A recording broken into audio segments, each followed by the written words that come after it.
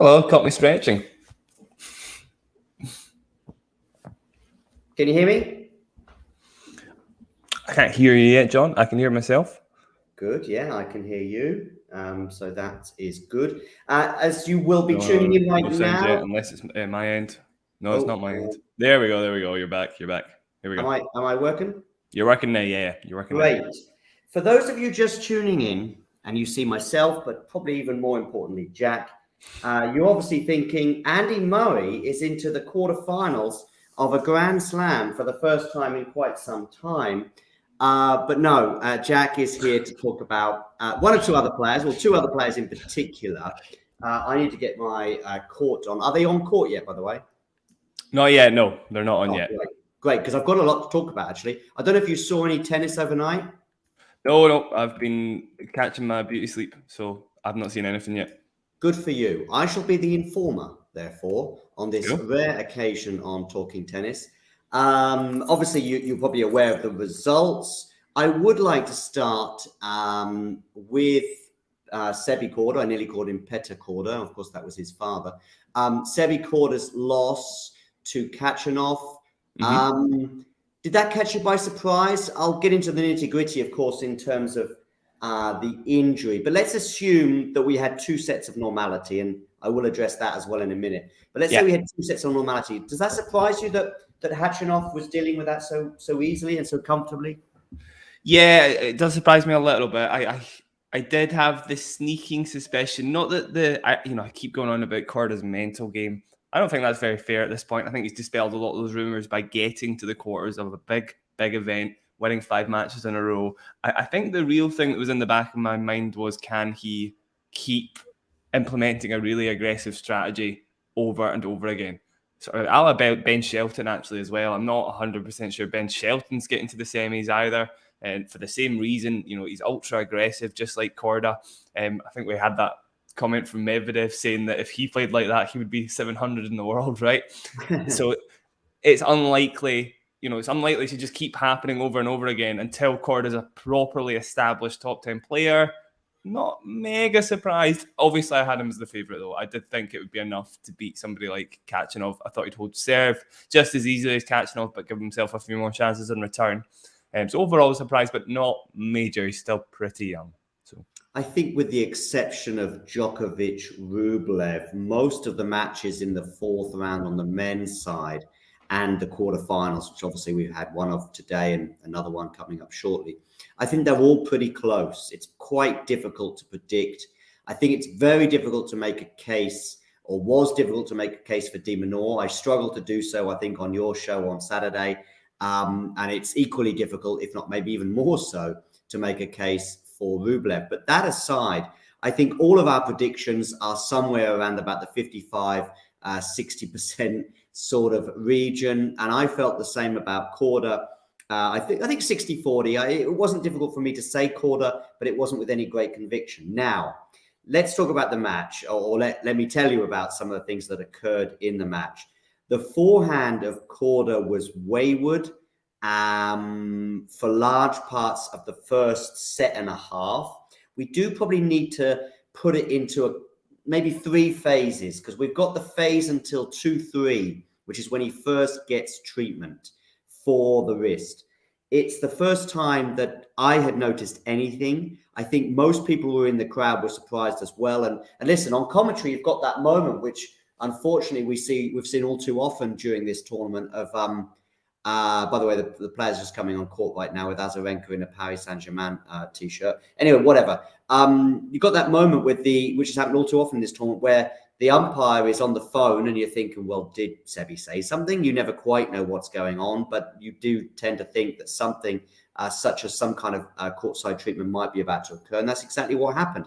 It ended up being on the wrist, but there was nothing obvious until that point. In addition, and apologies to Isabel, who's joining us right now, because I know she has sympathies for Sebi, and sympathies being the ambiguous word on this occasion, because both sympathies in terms of allegiance, but also in terms of feeling sorry. Because listen, the match was still very much on a knife edge. But what I will say is his service speeds were fine. His service speeds, in fact, I think as an average throughout this match, were actually marginally higher than they were against Hurkacz in the previous round. And wouldn't you expect, Jack, for that to drop off? The wrist is a huge no. Not as much as the forehand. I would say definitely. There's there is wrist movement in the serve, but there's loads and loads of other stuff going on. We saw Dominic Thiem as well coming back with a wrist injury, you might remember, and his service speeds were okay, and it was the forehand that was lacking.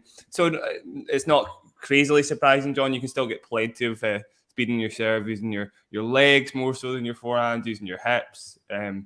There's probably more going on in the sort of kinetic chain that you could still have a fairly decent serve, I think, with the wrist a little injured.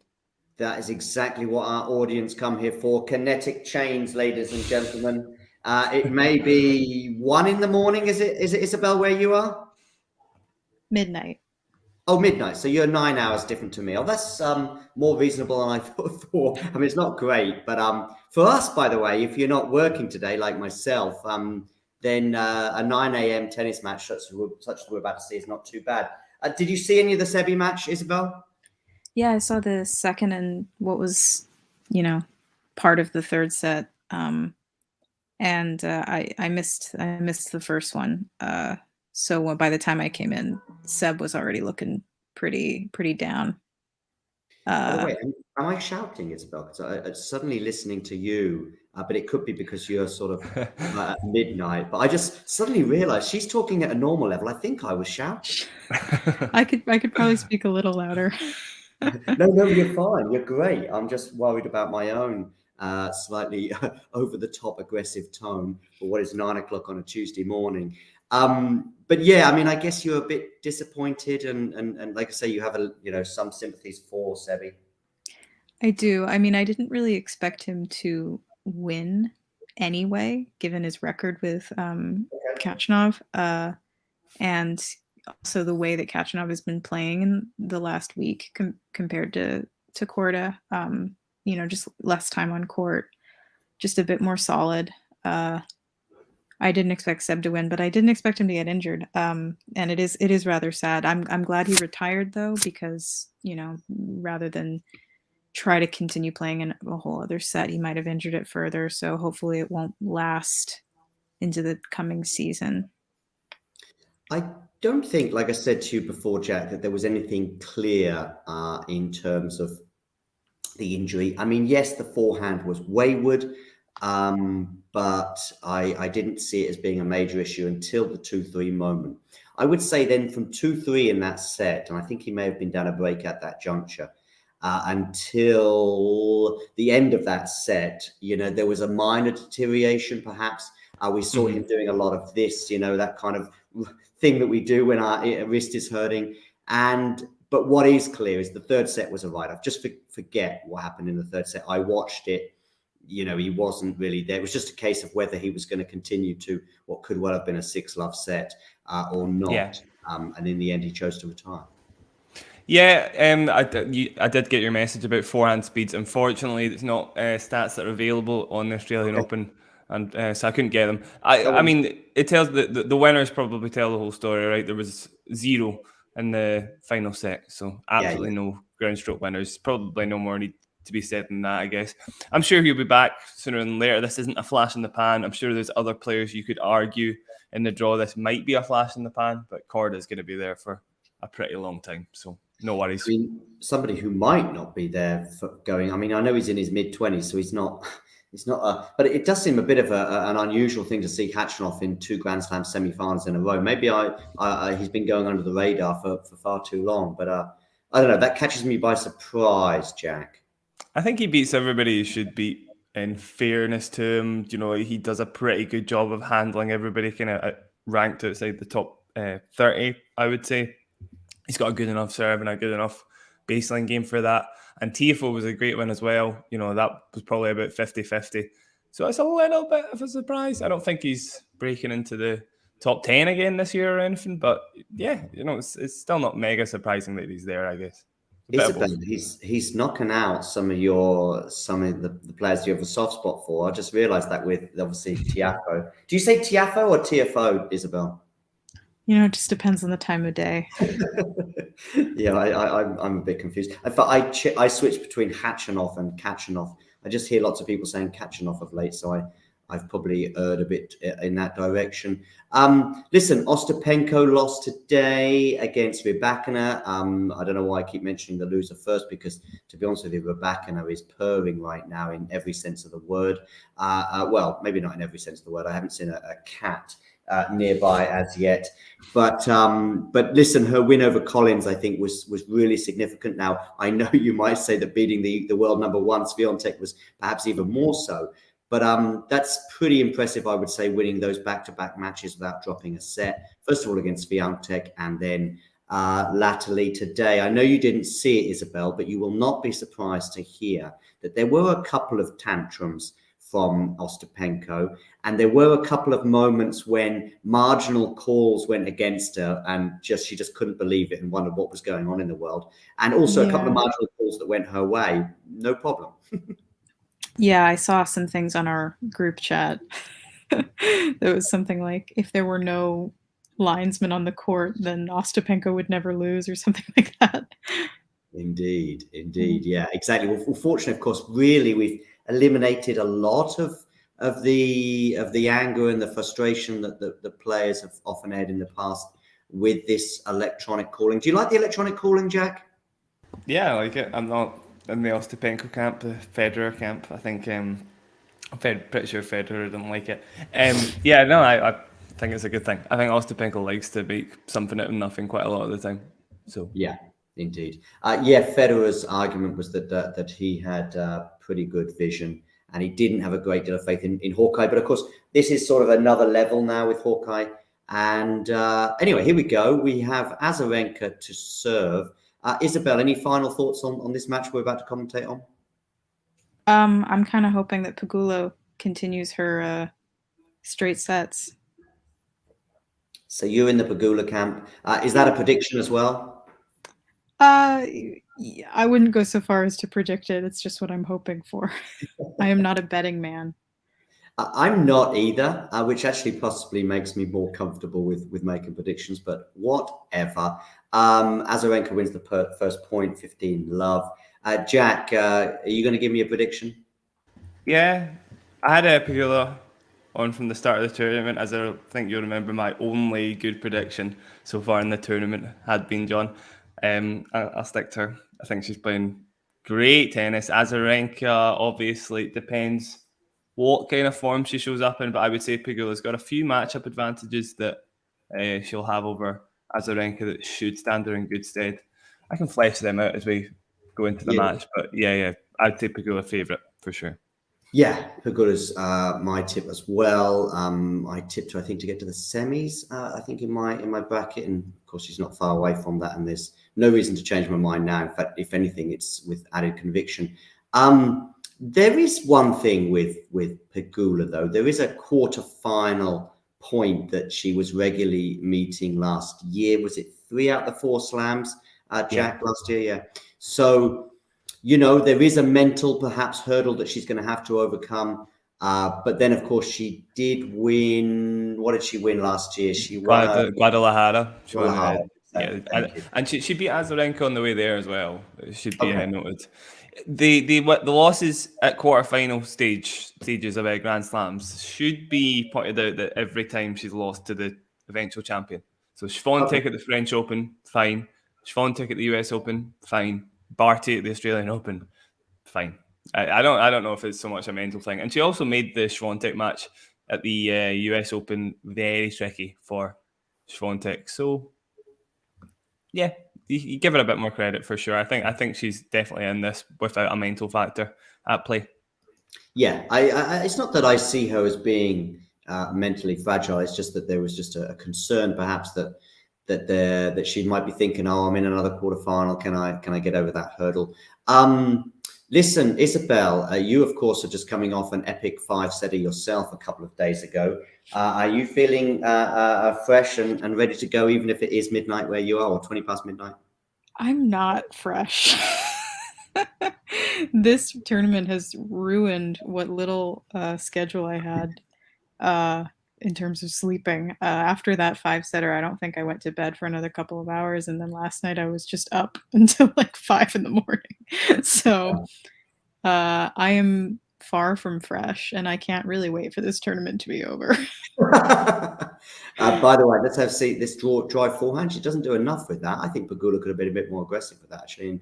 In the end, actually, even the lofted shot didn't land in. So it's 40-30 Azarenka. Funny enough, 2 a.m. I'm discovering this week is the new 8 a.m., let's say. For me, this is the second day in a row where I'm treating it thus.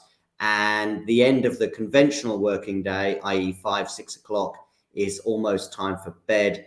The trouble is that I haven't always quite managed to do so. So I'm on about 4 or 5 hours of sleep. But I did have about 15 hours, I think, Saturday, Sunday, something like that. I woke up to listen to the voices of Isabel and Damien throughout the Tsitsipas match. In fact, I was not really watching much of it from about set 3 onwards, but I was just listening to you guys guide me through it. And then I proceeded to sleep even more that particular day. Azarenka holds 1-0.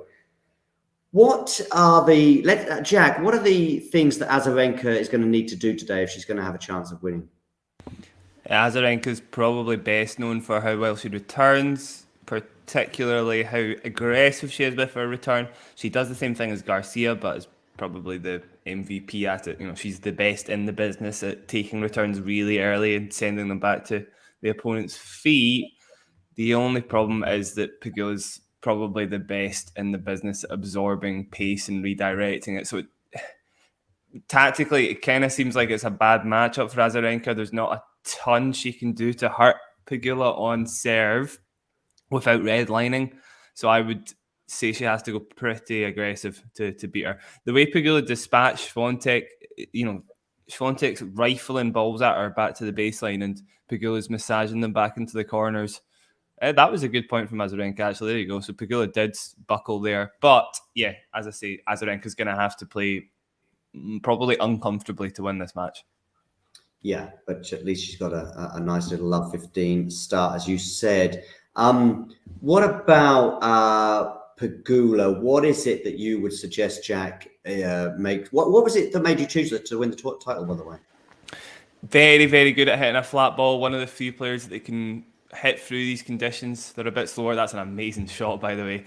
The way she was playing at the United Cup, insane. I don't know how far ahead I am, by the way. Did you see that backhand pass? I've just seen it now. Yeah. About 20 seconds, I'd say, ahead of me. I'll rewind a little bit. The way she played at the United Cup, the Swiatek match gave me a lot of confidence, but the main reason was because she'd won that WTA 1000 last year.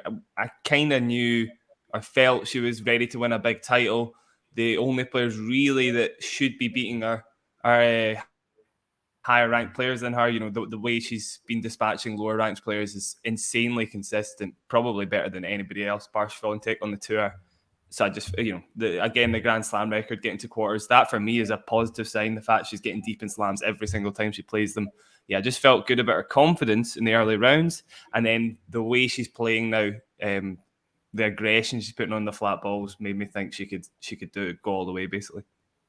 I mean, I know tennis is not the #1 sport in the US, Isabel, but how popular is Pegula? Many people may be aware of her story. I think her father owns an American football team and is obviously extremely wealthy. Does that mean that there's a bit of pushback for Pegula, or is she largely pretty popular? I wouldn't say she's popular at all yet. Certainly not to the level of like Coco Gauff or Naomi Osaka. Okay. There is definitely I don't know if it's pushback, but there's a lot of discourse about how wealthy she is and her privileged background. But at this point, I don't really know why we're discussing it at all, because she's clearly a good athlete, making it to the quarterfinals of this tournament. I think she's really proved herself. Not that she needed to in the first place. And I I don't really know why we're singling her out as like a wealthy member of this, tennis society when you kind of have to be generally wealthy to do this sport. So I have never really understood the discourse about her generational wealth. Like, yeah, it Well, exists. Like, why are we talking about it? the only tokens that really matter are points and games, and Azarenka is in the lead right now with a 2-love advantage, and that may surprise someone. Actually, Sebi Corda went down 3-love today and didn't really ever quite recover. I know he got it back on serve and he had a mini advantage in the tiebreak, but they're now looking back on how the match panned out. That 3-love lead ended up being decisive. Jack, what do we know about taking the lead, if you like, breaking in the first game? I guess many of us, me in particular anyway, as fans, we're just watching it and going, oh, well, there's a long way to go. You can easily come back from this. I remember, I think, did Medvedev break Djokovic really early in 2021 in that US Open final? It feels like he did anyway. The one that when Australian one, do you mean? No, the US one... Open, the one where Djokovic and Novak was trying to go for the Grand Slam, the calendar slam. All right, yeah. Medvedev did break first, but there you go. He also broke first in the Australian one. I'm pretty sure. Yeah, I'm pretty sure. Did he not take the first break and go up? Might have done, but I don't recall that. Something reminds me of, I think he may well have broken Novak either in the first game, but it feels like it was very early on in that US Open final, and that set the pattern. But yet, I know, following some of my favorite tennis players, that you always go, yeah, there's a long way to go, and it doesn't really matter. And if you're going to get broken, it's the best to do so in the first game of the match. How does that bear out in your thinking, Jack? I've got no stats on that one, I'm afraid, John. I don't know for sure what the percentage chance of winning the match is after you break the first for the first time, basically. But I mean, it gives you a lot of confidence, I guess. In fairness, here in this context right now, I don't think it has that much bearing on the match. I kind of looked like Pegula missed a few forehands that she will be making as the match goes on. Just a bit of rustiness. Really depends on what's happened in the match, I think, John. Talking of breaking, Isabel, have you seen Breakpoint in its entirety now? The Netflix show? Yes. Yeah. And overall, give me 20 seconds on what you think. I think that they made it for neither the fans of tennis nor the non-fans of tennis. Ooh, and for those of you wondering, am I reacting to Isabel's analysis of Point Break? No, I'm not. Sorry, Isabel. I'm doing so on the basis of a net cord, which actually has become a bit of a narrative in this tournament. It's an overarching theme, yeah. I love it. Yeah, can we talk about Rublev's net cord? Because that was the best one. It's something in all the analysis that I've done and many others that are bigger experts than me. Actually, many of us have barely touched on it because it had a huge bearing. I mean, match point, ladies and gentlemen. Jack, have you seen it? The Rublev one, yeah, I watched that. It was very, very funny. I've only because of Andy's match and what happened in his, I think, made it a little bit funnier for me because I'm now a fan of the net cord, obviously. And it was all the whole precursor for the whole thing as well was when Brooksby was like in the previous tournament to the Australian Open, net cords aren't lucky, and then there's been about 100 influential ones in the Australian Open alone. It's very funny. Mm-hmm. Indeed, and I mean that Rublev-Rune match. By the way, if anything ever crazy happens, such as a net cord, I'll always bring you straight back to this Pegula-Azarenka match, and as we get to the crucial moments as well, we'll definitely not miss out on it as we've got a smash. Not the best smash I've ever seen in my life, but it's enough to win the point from Azarenka. By the way, I don't know if you've heard, Jack, Damian's take on the Kokinakis Murray match, and in particular, the famous point that went viral with Murray saving it. I don't know if you've heard Damian's curmudgeon response, which is basically criticizing every smash from Kokinakis rather than praising Andy's defense. I actually think that it's about 50-50, but Damian won't give you 50-50. You offer Damian an olive branch and he'll take it out of your hands and he snaps it and he throws it back on the ground. because I offered him. I said, yeah, you're probably right on a couple of them, but there's one I think Andy does really well on, and if we look at it here, no, he's not having a bit of it. But I also think that Damien basically could be watching a tennis match, and somebody could do a smash, and the opponent could do could receive the smash, pirouette, do a tweener, and hit the ball not just back across the other side of the net, but it's actually a passing shot that lands on the cusp of both the baseline and the tram line, and win the point, and he'd still be going, yeah, but it was a lame smash. I guarantee, if I'm actually going to give Andy his due there, the last lob that he hits, there's no way like 90% of the tour put that lob back into the court. Like, it's such a good lob.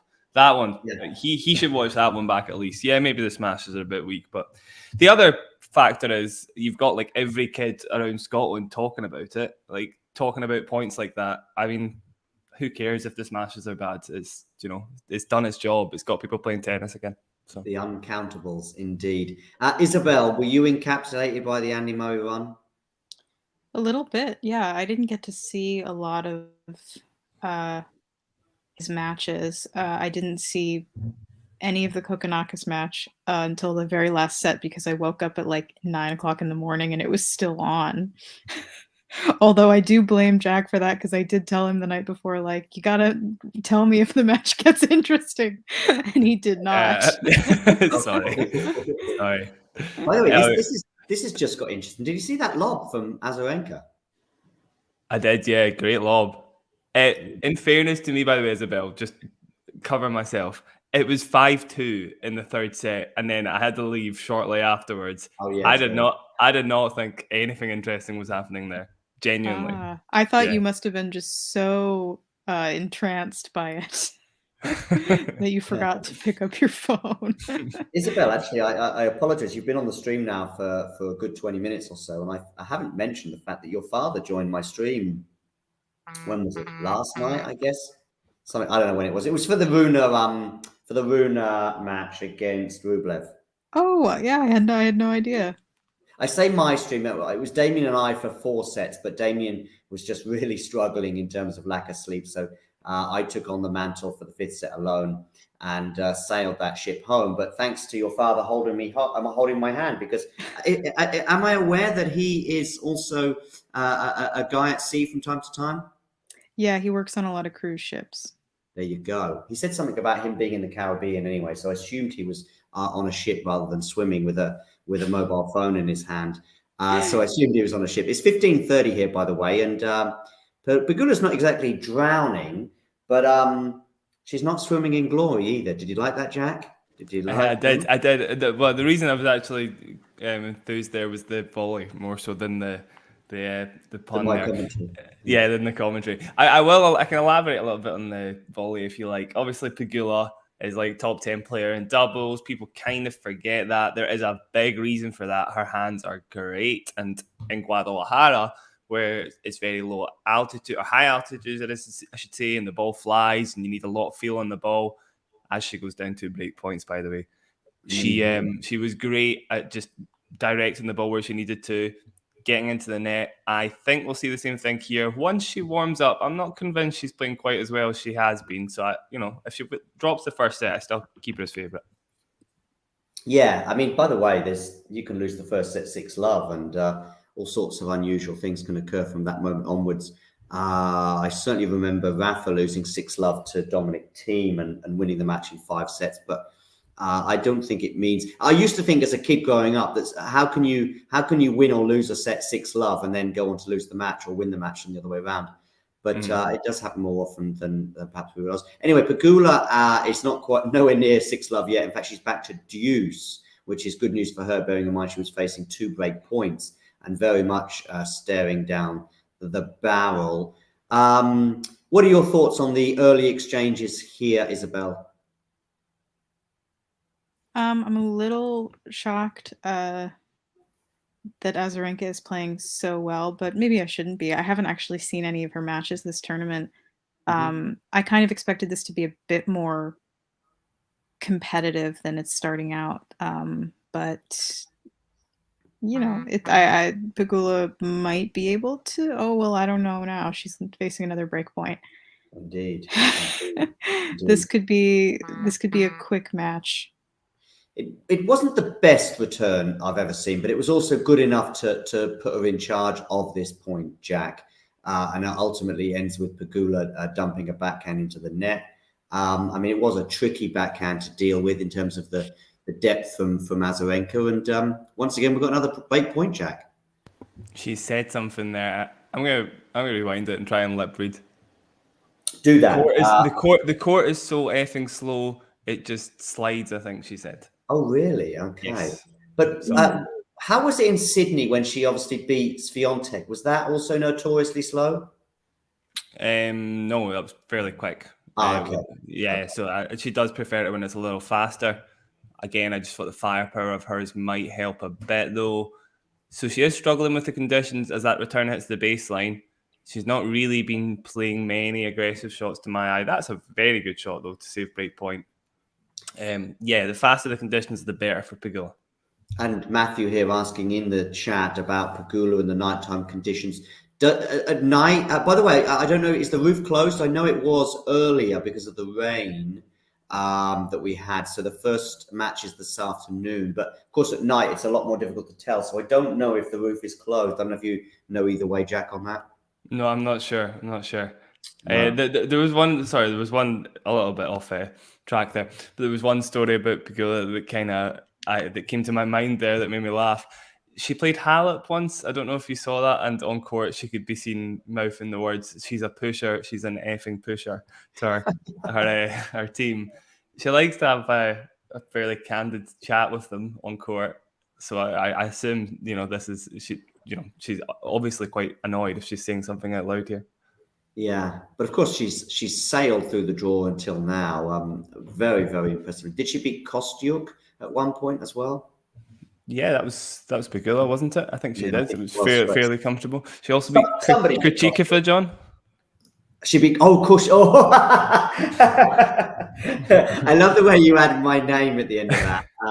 Because you could have just said Krejcikova too.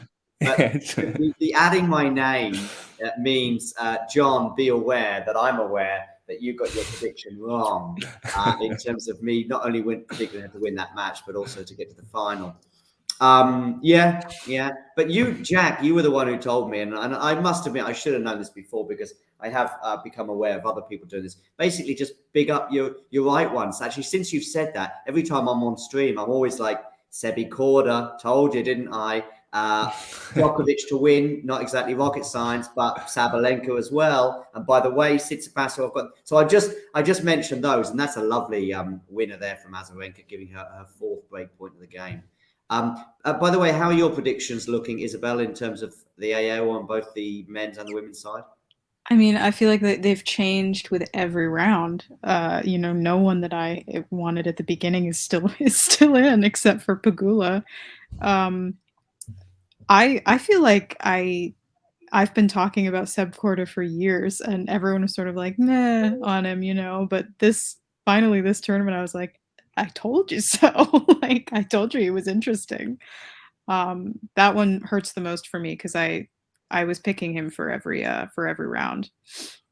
Yeah. But on the men's side, I don't really know who to root for now.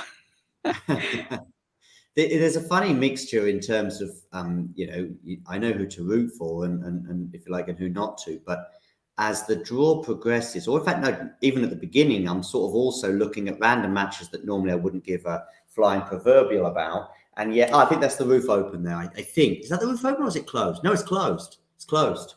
So there we go. That answers one of the questions that I was asking earlier. But yeah, suddenly you're watching like Sebi Korda, Daniel Medvedev. I wouldn't normally have a vested interest either way. I'd be watching it as a neutral observer. And but obviously I was watching it today knowing that I had Sebi in my semi-finals. And he progressed. By the way, we've got a fifth break point now for Azarenka. What kind of differences, Jack, does the roof being closed make? I mean, it is a huge stadium, so it's fair enough to say it probably makes less of a difference than it would do if it was a naturally indoor scenario. Yeah, it doesn't make quite as big a difference, but it's making a bit of a difference, I'd imagine, to the conditions. It does sort of slow things down a little. And I'll probably revise what I said earlier on. I don't think Azarenka does have to take as many chances the way the match is panning out. It looks like she could possibly push her way to victory, given Pegula's normal aggressive strokes aren't having quite as much of an impact. Is Simona Halep a pusher, Jack? Oh, she's the pusher. She is the pusher. And I don't say pusher disparagingly. I let a pusher's a very valid way to play tennis. It's, it's annoying for the opponent, but it's impressive if you can do it as well as Halep does. So, what are your thoughts on Khachanov? We've had a few people showering him with praise in terms of perhaps having a new mindset, but also in terms of his playing style. Does it get you on the edge of your seat, Jack? Well, you know the answer to that already, John. I guess that's why you've brought it up. There's more exciting players for me. He does have a tendency to sit back sometimes against players maybe he should be beating. He can turn it on against better players. And I mean, there's been tense moments in his matches so far, right? That he's come out the other side of the TFO tiebreak, for example. That was exciting to watch, but it was more about TFO than Khachanov. So there's more fun players to watch. The Lupe forehand doesn't really get me going. This game is turning into an epic. We're now at due 6, and I think we've had 6 break points as well. That's 6 break points saved. Wow. This is sick. Yeah, 10 minutes plus. Now we're at due, so you'd imagine there'd be at least another minute or two to go. What I noticed today, Jack, or what it felt like today against Corda, is that he's not just constantly, just being on the defensive, or not just sort of, asking 1 or 2 questions, putting the ball in play all the time. There were moments when he would just up the ante a little bit, if you like. That's a nice drop shot. Is it going to help her win the point? It is, yes. So Pegula's now got a game point. It just felt like today against Corda, at least, that the point may begin that way, especially when he wasn't serving, that it might seem like it's 50-50 and it would sort of drag on a bit and you'd be waiting for Corda to pull the trigger, which sometimes he would and sometimes successfully and otherwise. Sorry. That's okay, Isabel. But I forgot to mute myself. Don't worry. What I found today on a few points is actually sometimes even after say 5 or 6 shots, he would just up it a little bit and go on, how do you feel about dealing with that? And, Corda may be struggling to deal with it and Pegula's held, which is why Isabel went, yes. Finally, she's held it. So it's 1-3. Is that something you've noticed with Khachanov before? Or maybe that was just a few points I was paying attention to in a particular way today? And what, him upping the ante? Did you say? Upping the ante, not going for it with a crazy sort of reckless shot that somebody like Holger Rune maybe might make when he's impatient, or other players, perhaps Shapovalov too, to some extent. But today it was just like, hang on a second, he's not just waiting for the mistake, if you like. He is sometimes forcing it a little bit. Yeah, he's absolutely capable of hitting a big ball. And he does sometimes. He just doesn't as much as a player like Corda, for example. And Corda's definitely more exciting to watch than Khachanov for me. So, he's a big guy. Of course, he's got the power to hit a ball like that. He just chooses not to quite a lot of the time. Indeed. Okay, so Pegula's held now. That could be huge. And she may well feel the momentum of that. And it's a lovely return on the backhand side there as well. From the Azarenka serve. I wonder how Azarenka is feeling. By the way, we had a match, of course, that Isabel was commenting on the other day where I think Sinner had at least 20, but maybe even 25 breakpoint opportunities and ended up losing the match because he basically didn't take them. Because I think going into the 5th set, Tsitsipas had won 4 out of 5. I do think that did sort of get a bit stretched out, and I think it became something like 5 out of 8 by the end of the match or something like that. But missing out on so many breakpoint opportunities. Do you feel good about that, Jack, that you're forcing the breakpoint opportunities? Or do you think, hang on a second, what's going on? It might not be my day. Tough to say, because honestly, I'd give Tsitsipas his due there. He's really good at breakpoints. I don't know how much people rate him under pressure, but I do. I think he's great under pressure. I just think his backhand's a little ropey sometimes. I wouldn't say that's a mental problem. I'd say that's a technical problem. Like, he seems to, if he's playing serve and forehand, he'll do that every day, all day long. like he's a really good player under pressure. So it's not all about Sinner there. I think Tsitsipas did the same thing to Federer, right? A few years ago at the Australian Open, 2019, I want to say, when Federer ended up converting like 0 of 13 break points or something like that. 2019, yeah. So yeah, Tsitsipas has history. Sinner normally is pretty good on break points. I'll give the credit to Tsitsipas there rather than scathing Sinner. Anyway, I don't want to press that at all. Anyway, it's 30-15 or 15-30, I should say. So a little bit of pressure here for Azarenka. How is she going to respond? She's got a tricky volley at the net or a swing volley, but she does put it away. So it's 30 all. 1-3, or I should say 3-1, because Azarenka is serving. This is obviously going to be an interesting point, bearing in mind we're at the point of 3-1, sorry, and she's obviously just saved or missed out on all those break points before. Who does the winner play? The winner plays Rybakina, right? And I guess you're therefore going to go for Pegula in that potential matchup, Jack. Only because I've had her on since the start of the tournament. But yeah, Rybakina is obviously terrifying hitter of the ball. She could easily beat Pegula in the same way that she maybe beat herself, although she is playing with a lot of confidence. It's kind of tough to say with loads of confidence Pegula's winning that, but I'll say 51-49. Azarenka has a game point. Isabel, can you see the what we've got on the screen right now? I just retweeted it, so it would appear. This is a recent tweet from Isabel, and we, this is obviously in relation to Corda going out injured, basically. But he was obviously down on the scoreboard by some distance by the time he eventually retired. But very unfortunate for him today. But what are your thoughts on, by the way, we've got a juice here. What are your thoughts, Isabel, on Stefanos Tsitsipas right now? We saw him go 5 sets the other day. Should that fill us with confidence or fear in terms of his match with Lehecka, that result against Jannik Sinner? I mean, I don't really know that there's much fear. I don't know Lehecka very well, so I don't know how he's going to match up against Tsitsipas. It seems like Stefanos is playing really well. The court really suits him. Conditions are good for him, so I fully expect to see him in the final, really.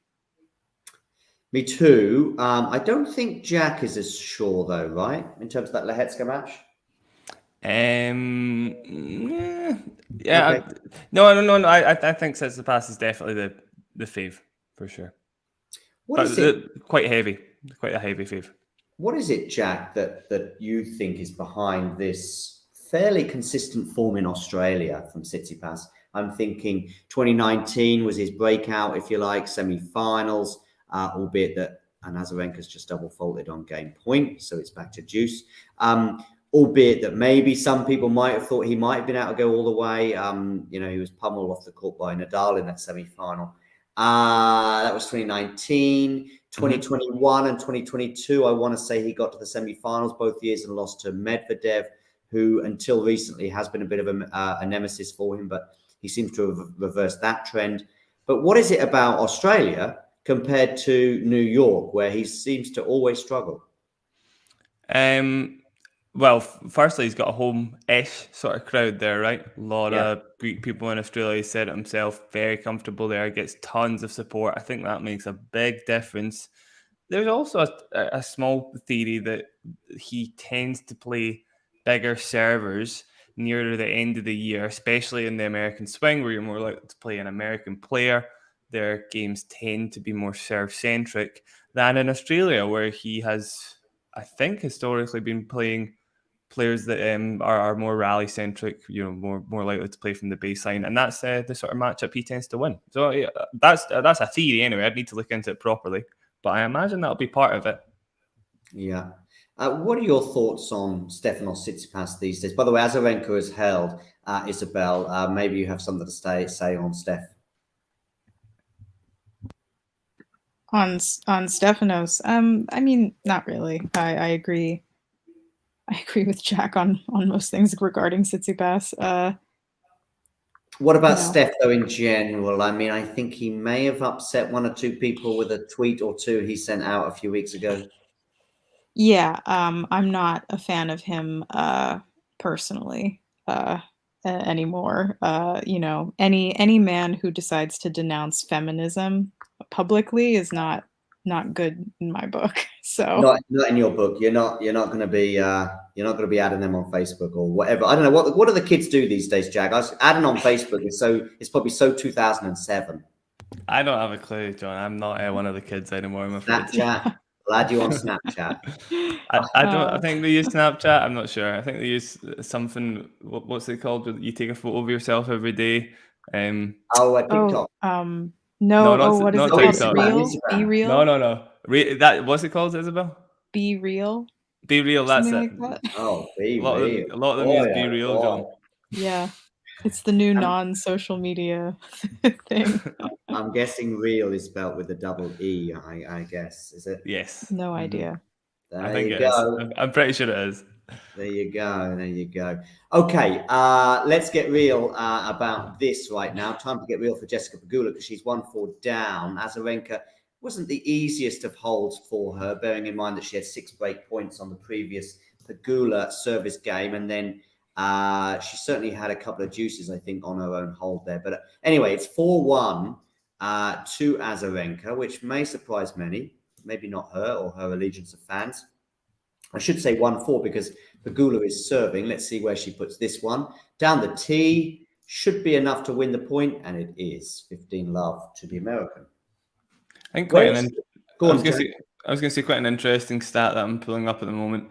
If you compare Azarenka to Krejcikova and look at rally length, just to get an idea of the difference between the two players.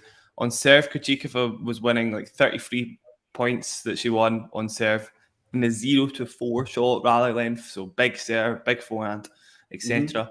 She only won 8 points in the 5 to 8 shot rally length. And Azarenka's matched that already at 8 points. So on serve, Azarenka's tactics are very, non-serve related. She's not going for a big booming serve. She's kind of outlasting Pegula, moving her around the court. Again, I thought that would be pretty Pegula favouring. She could get a few big returns into play. However, it seems to be all Azarenka so far.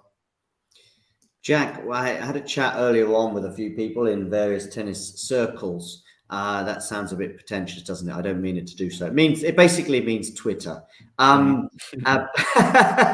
About some of the best players historically, but let's stick to the present, on tour, on the men's and the women's side, who have yet to win a Grand Slam. On the men's side, Dimitrov certainly got a bit of a shout out. Historically or recently, if you like, Berdych was one that came to mind as well for one or two people. I think Nishikori was mentioned too. Are there any that spring to mind that are still playing in particular, Jack? I know Berdych isn't, but Ferrer is exactly the same. He's not playing. Ferrer obviously came to mind. You got to think about the new guys. I suppose Zverev, I guess, gets a shout out. Tsitsipas as well, although they're still very young, so it's a bit difficult to add them. I know what you mean. Yeah. Yeah, Tsitsipas. I think Tsitsipas is right up there. It's probably the guy who should have a slam that doesn't for me. And then I'm looking down the list. Berrettini, of course, at Wimbledon. You kind of imagine anybody but Djokovic would have beaten him there that day when he was in the final. So he easily could have one. And then it gets pretty far down the rankings. There's nobody else that I feel should definitely have a slam at this point in their career. Equally difficult to answer as Pegula double fault, so it's 40-30 on her serve. A similarly phrased question, but probably actually more difficult to answer, is that who will break their duck, Jack, in terms of on the men's side? Who will get their first Grand Slam? And so who will that be? There's probably about half a dozen or so contenders. Tsitsipas, of course, being one. Holger Rune, I would argue. Who's going to be the next maiden Grand Slam winner as Pegula holds? Yeah, I'll stick to Steph. I think Steph will get there. I'm sure the draw will sort of fall his way, and even if he does have to play one of the big three in Islam. It could happen. I think people will always call Djokovic against him, but honestly, it's been very close every time they've played. And maybe not in Australia, to be honest, but it could happen with Steph. Definitely, he's a good player under pressure, and a Slam final is exactly where he'll show that. Yeah, and he's got a chance at this tournament and the next one. I would say, as long as he's healthy, probably more so this year than last year. He seemed to be a bit off colour going into the French Open last year, and that proved to be the case when he lost to Holger Rune. Of course, perhaps that defeat has aged quite well. Anyway, 15 love Azarenka leads. Did you see, by the way, so before we move on, did you see Djokovic forgetting that he'd played Steph? Yeah. Classic Djokovic. Yeah. He apologized pretty quickly afterwards. I don't think people in the press conference were thinking, wow. But yeah, I did see that. Which maybe he's just caught up in a certain moment, if you like, that he's not thinking about it. But of course, once he was reminded of it, he remembered it very well. I'm sure Steph remembers it pretty well too. Such a shame, honestly. Yeah, poor Steph. Yeah, 2-6 love. Actually, I was at that final, and I remember taking a picture of him when he had a totally sort of clayed up back, because I think he must have taken a fall. Mm-hmm. And there was an ironic moment where I think he remained with this clay stained T-shirt, just pretty much 50% of the back of his T-shirt was covered in clay. Djokovic goes off for a toilet break, comes back out refreshed, I think wearing a different T-shirt, but certainly refreshed, and goes on to win the next 3 sets. It was a bit different, though, to the matches that we remember with Djokovic, say, over the last couple of years, like Sinner last year at Wimbledon and one or two other, Musetti as well, I would say, at the French Open the same year. It had a different feel. There wasn't any certainty that Djokovic was going to come back, and they were 3 super tight sets. I think it was just one break up, for example, in the 5th, and I think the game that Djokovic closed it out on did go to deuce, from what I can remember. So it didn't have quite the sense of inevitability that some of the other 5-setters that he comes back in. Yeah, I think like the Sinner one, though, like the Musetti one, he wasn't broken in the final 3 sets. So yeah, he turns which it on. Even more significant, I think. Yeah, he turns it on serve, and yeah, regardless of how close it is, I suppose there is a sense of inevitability in that he just starts serving out of his skin and nobody can touch him, basically. Yeah, much to the delight of Isabel. Did you see the press conference that sparked this conversation, Isabel? I saw the transcript of it on Twitter. Yeah. I mean, anyone who watches or, follows me regularly knows that I'm not a fan of Djokovic, so it didn't surprise me at all that he forgot that he played Tsitsipas in that final. Yeah, because actually, to be honest with you, something that preceded it was possibly the more significant thing, was that he'd actually said something like, did he say something along the lines of, Jack, that obviously he's not been in a Slam final before, but I do regard him as being deep at Slams. And basically. It's almost the opposite of what a journalist did to Rafa this time last year, when they said, well, you haven't been in an Australian Open final for, I don't know, 12, 13 years or something. And he said, well, apart from 2012, when I was a breakup in the 5th, and 2014, when I retired injured against Wawrinka, and 2017, when I was a breakup in the 5th, and losing to Novak in 2019. Apart from those 4 final appearances, you're right, I haven't been. I mean, I'm doing it in a slightly looser term because it's my mother tongue. But yeah, that was a real faux pas from the journalist in question. He did at least have the modesty, the journalist, to post it on Twitter later and go basically, with the monkey emoji. Do you use emojis, Jack? Yeah, I use tons of emojis. I'm a pretty big emoji fan. Yeah, I think that was Simon Cambers. I'm pretty sure he's a pretty big journalist. And was it Simon Cambers? It was somebody fairly big in the UK. Definitely. Yeah. Chris might have been Chris Cleary. Is it Chris Cleary? No, I don't think Chris would make a mistake like that. Oh, it was somebody who shouldn't be making a mistake like that. British one, but no, do you know what? I can see his Twitter profile right now. And it wasn't Chambers, but but it was someone sort of like, fairly well known in the British. But no, it wasn't Clary. No, it definitely wasn't Clary. I know that. He just said he was knackered. And if Novak can't remember being in a final with Steph, then maybe you can let a journalist away with it every so often as well. I think I'll let it slip with a journalist, but with Novak, that seems unforgivable. Especially since it was a 5-set, like, I mean, if he had beaten Tsitsipas, in an easy 3 sets, like, yeah, that one may be forgettable, but 5 sets, nah, come on. Fair enough. The thing is, Isabel, I'm more than happy to bash Novak on certain things and other players as well to some extent. I just probably think this is quite far down the list of the charge sheet against Novak. This is probably quite far down, I would imagine. Yeah, it's pretty tame in comparison to some other things that he's uttered, but still, any excuse to bash him for me. Jack, where are we at now? Did you watch his match with De Minaur yesterday? I didn't get to see the whole thing. I saw the first set, and apparently that was all you needed to see. First 5 games were really close. Yeah. De Minaur was great, and then Djokovic turned it on to a point where he was in a rush, basically in a hurry to get out of the stadium. Insanely well, by the sounds of it.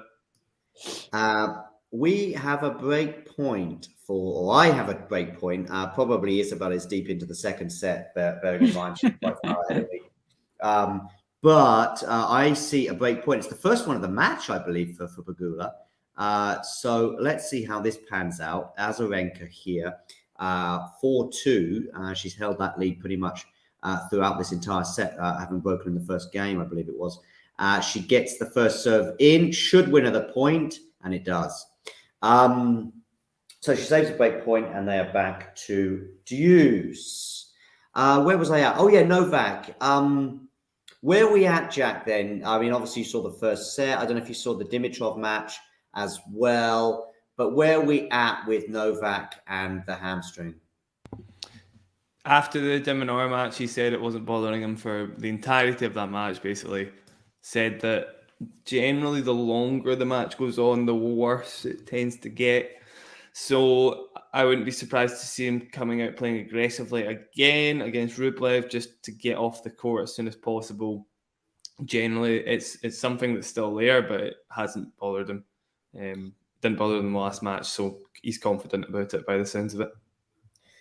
You'll be surprised to hear that Damien didn't agree, but I thought the only time in the tournament thus far that it seemed to have an impact was at the end of the second set against Kouakou, and I'm sure I've said his name incorrectly, but the Frenchman he played in the second round, where it went to a tie break, and that was the point when I did think there was a few issues for him. And by the way, Damien's disagreement wasn't that he said he felt it elsewhere. He thought he hasn't noticed anything really at all to impede Novak throughout the tournament. I just thought that end of that set, I think Novak may have been a break up, but he goes a break down, and the tie break seemed uncomfortable. I think the trainer and a few massages occurred. That was the only time in the 4 rounds thus far that I felt there was any sort of impediment on his movement.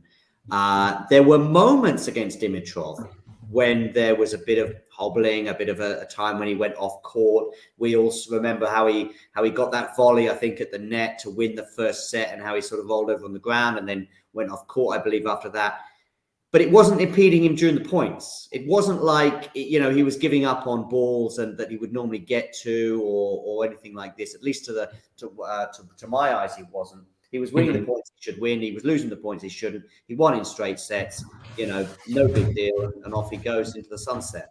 And he said himself after the De Minaur match that there's just, that was the best he's felt. He actually felt completely normal throughout that match. Doesn't mean he's getting overconfident, and he knows that there may be issues that might return. And by the way, anyone who thinks that this speech from me is suggesting anything other than the fact it is a real injury, I have no idea. So I will only go with the fact that it is a real injury, but I don't think it's impeding him that much thus far. From what he said, that seems to be the case as well. Yeah. Yeah, exactly. Yeah. So yeah, you're quite right, John. I think he's won tournaments in the past with something in the background. So Yeah, it's not a big deal. He did get a bit annoyed, though, Isabel, about also during the same press conference where something was said.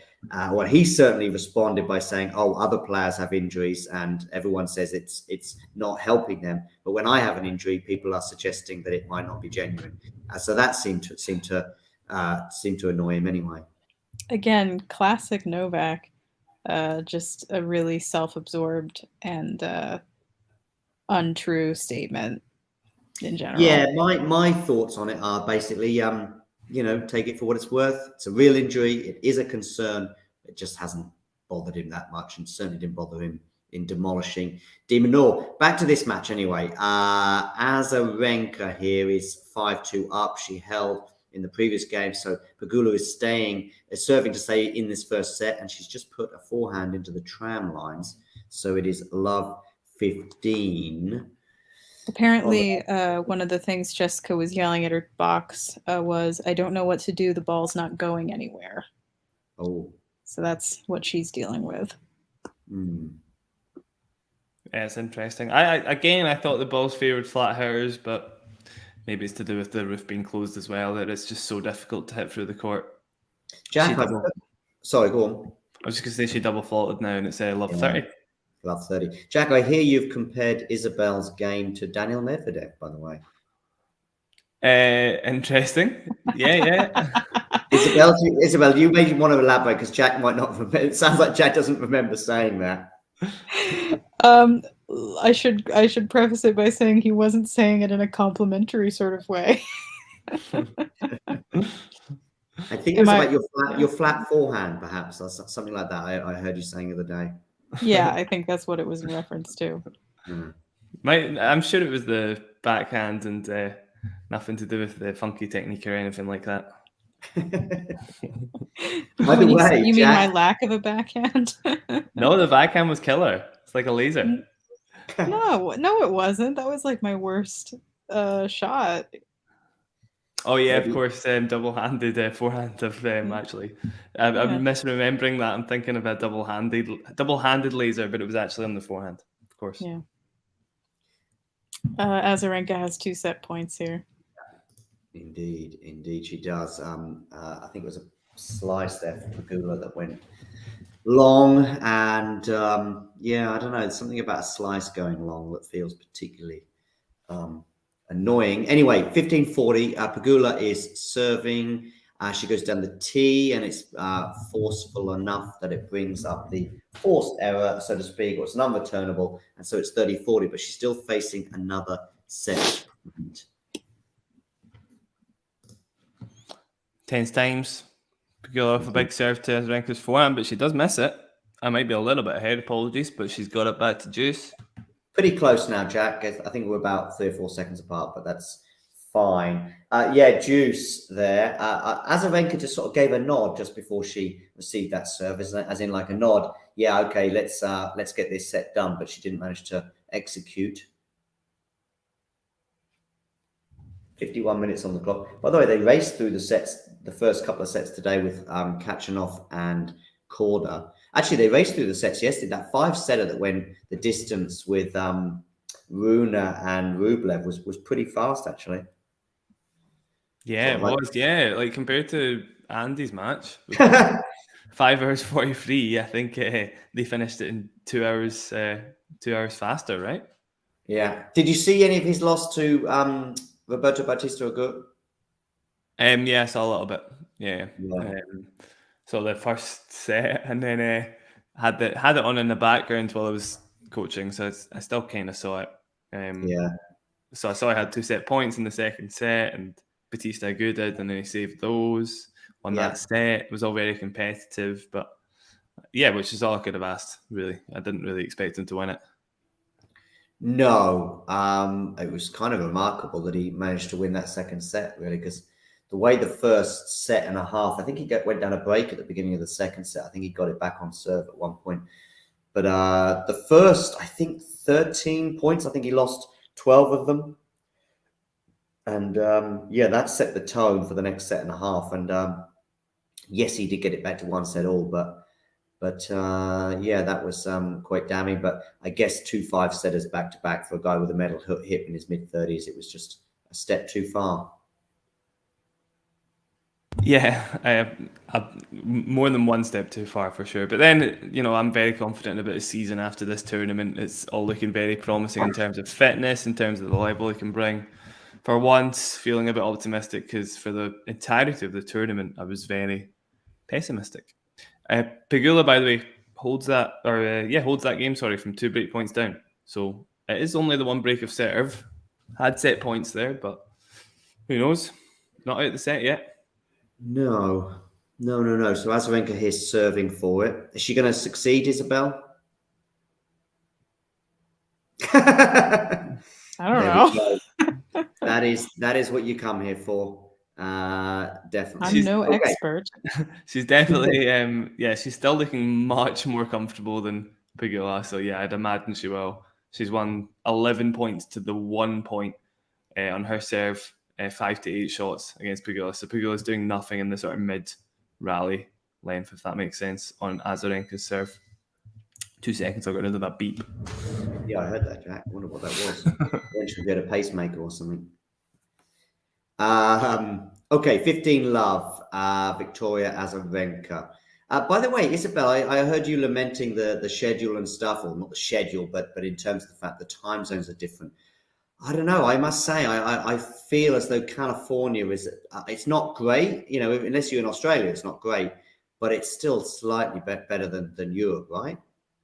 Yeah, I suppose it is better than what you're dealing with. But it's not great for me. It's not great for me either. The daytime matches in Australia come on at a really reasonable time here. They start at like 4, 5, 6 p.m. and that's perfect. But the night matches don't come on until midnight here. Yeah. So, and you know, with the level that we've been having, you know, at these like 4 or 5 hour matches, like, you know, if I want to watch the whole thing, I have to stay up until sunrise. And it's just exhausting. Indeed. How's Ghosty, by the way? Because, of course, I know you're neighbours. He told me he's on the East Coast. So I imagine you regularly bump into him from time to time. Do you remember Ghosty? I don't know if you remember him. He's one of our legendary. Yeah, I can't say that we've ever run into each other. You might have done. You just didn't know. He's very mysterious. To be honest with you, all of these people in the chat, they're very mysterious. I mean, by the way, some of them I do know, and they're the most mysterious ones of all. I once had a guy in the chat who was coming to my apartment about 6 months ago. I think it was during the US Open. And I asked him to pick up a couple of beers for me en route. So occasionally people in the chat I do know, but most often I don't. And Ghosty in particular, because he doesn't even have a social media presence, so it adds to the mystique regarding him. Some people have suggested he might be Pavi G. Are you familiar with Pavi G, Isabel? Oh, yes, very familiar. I am one of the few that Pavi has blocked. One of the many, I imagine.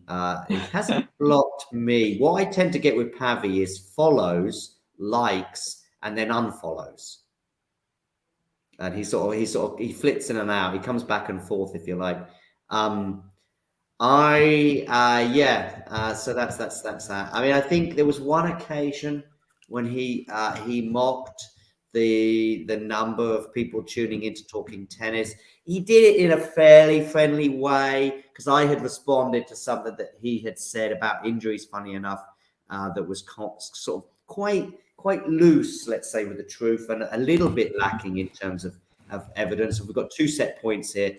2 set points. Yeah, I was going to say let's bring it back to the Pegula Azarenka match instead of talking Pavi G. Yes, sorry. Forehand to forehand. They are looping it up at the moment, although actually it's Azarenka who changes it up, and she goes pretty deep with the forehand there, backhand to the backhand now of Jessica Pegula. I keep thinking great shot. They're going to hit it out. That is decent, very decent indeed from Jessica Pegula. Backhand down the line, 40-30, 4th set point for Azarenka. She must have had one on the Pegula serve. She had 2. Yes, she had 2. There we go. She was down there 15-40. Jethro responding to our Pavi G chat. He, by the way, he, so I think I said something. Then he sort of made fun of oh well, when you start getting more than 10 viewers or something. Oh my goodness. Yeah. Sorry, there was just a No great problem, point by Pegula. I think you might be a little behind, Isabel. I take it you saw the backhand down the line. No, I'm ahead of you. No, Oh, you're ahead. Oh, it's lovely. That's a very good shot. Indeed it is. Indeed So it is. 2 great points by Pegula. Seen a few moonballs in this game. Yeah, Azarenka's very loopy with the forehand, letting Pegula do all the work. But that was some great play from her there to take control of the point. Again, not out of this. Well, it's juice. It's juice. By the way, we've got Jethro on board. Nice to see you here, Jethro. Oh. Jethro's always a bit of fun. Jethro's probably looking forward to a tournament in Argentina that Schwartzman might win in the next couple of weeks. I've always been meaning to ask him why Diego. Isn't there a height thing? I think he did say that. No, seriously, I'm not mocking Jethro. He's it's a double fault from Azarenka. Break point. How is, just quickly before we get into this point, Jack? How is Azarenka in terms of nerve management? I mean, she's won 2 majors. Yeah, she's good. She's obviously good. But then, the nerves maybe start to take hold a little bit more as you get older, as your opportunities are going to be less and less. Maybe there's a nerve factor now. I will say her Indian Wales final, when she played Badosa, people like to say that. I don't think there was nerves there. Badosa played insanely well to stop Azarenka from serving out to win the title. But yeah, no, I don't think there's a problem there generally. Okay. Break point here, just Pegula, Azarenka, where are you going with this? You're going to the forehand. They are now on a forehand exchange. Oh my God! The backhand, and it's a forehand. And I'm waiting for the oh my God moment. It's not here just yet. In fact, Azarenka is in charge of the point, but it clips the net. There's a slice there. Oh, I see. Yes, indeed. Azarenka has a pretty again easy, with the net. pretty easy forehand that ends up clipping the net and going wide. And Jessica Pegula has broken back, so we are back on serve. I knew she wouldn't give up. Jack, what are we thinking right now? What did Azarenka lose that, or did Pegula win it, or I guess classically a bit of both? No, Pegula won that. Azarenka was doing the same thing as she was doing in all the other rallies, sort of looping it back to the baseline, waiting for Pegula to do something different, and she did. She won the 4 set points she saved there were all in Pegula's racket. Jethro, by the way, saying he has many reasons for his team and bias. A love, if you like. So yeah, there we go. That's that one done. Yeah, I agree, but maybe the last point, Azarenka, probably should have put that away. Sort of, I guess. But then 4 set points saved, then it is, the pressure mounts for anybody at that point. And honestly, it was all Pegula saving those set points. So it's her fault she's still in this set rather than Azarenka's.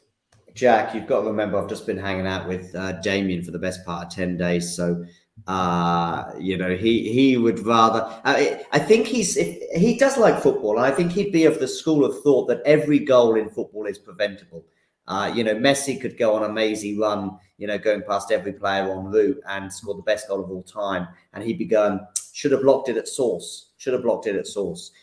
Anyway, that's enough of Damien. He's already had 2 or 3 mentions on this show already. But Isabel, by the way, I thought you two did a great job the other day. Good commentary box stuff going down there on Sunday. I felt like we were really losing our minds, and we were very much opposites in that. Damien's very analytical and is all about stats, and I'm more comic relief. So, yeah, I don't think he was appreciative of my jokes. I think there was an interesting, particularly as he's quite dry anyway. No, I thought it worked quite well. I mean, there were lulls in terms of the match. I thought, funny enough, the lulls did weirdly enough kind of occurred maybe Sinner's comeback, which sounds a bit odd in that you think that the comeback. I just don't find personally Sinner quite so exciting a tennis player, but maybe I'm being a bit unfair, Jack. Sinner, did you say? Sorry.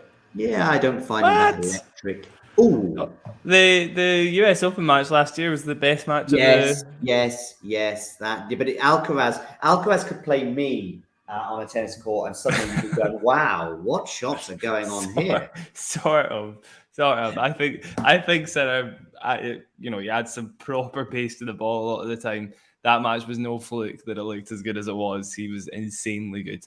So he's got a great peak, but yeah, maybe he doesn't turn up all the time. That's his only problem. Indeed. That was the one match that I regret missing in the last season. Yeah. It's just I couldn't stay up anymore. It was brutal, to be fair, staying up till like 8 o'clock in the morning, but it was so worth it. It was amazing. Of course, yeah, because back then Isabel was in Europe. Yes. Yeah, exactly. and I had a job, so. You were in Cardiff, were you? Yeah. And you were working at a theatre, right? Yep, for the Welsh Opera. Oh, there we go.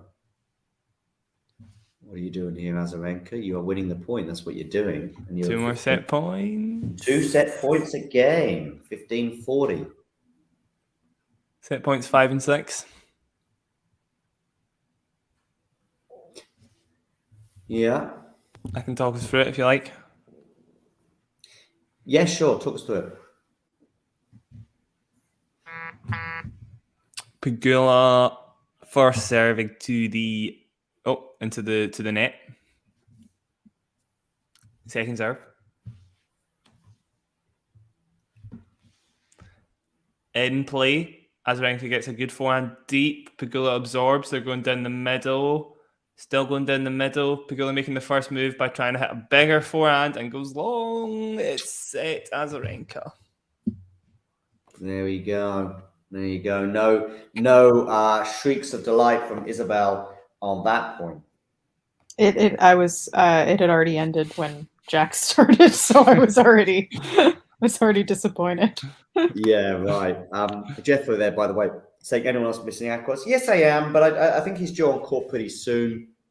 I think he's going to play down in Latin America in a couple of times. Oh, okay, yeah, not in Australia, of course. It was like no, sorry. As soon as I said it, I thought it might sound a bit strange. He's due on court. He's subbing in for Rublev tomorrow. That would be a better match, to be fair. Yeah, I think you're right. Yeah, there we go. I'm very excited for Rublev. I really hope he makes it past the quarters. Beats Djoko. Pardon? She hopes. Against Djokovic. Well, yeah. Yeah, I was gonna say it sounded like you said that Isabel, like he's got somebody that's not Djokovic to play. I mean, you never know. You never know, but you know, it would feel like at this point he is cursed. Mm-hmm. Well, you saw the stats I posted yesterday, Isabel. I saw you like the tweet, but I'll say for the viewers. Yeah. Rublev is love 6 in Grand Slam quarterfinals. He's love 6 against former Slam champions.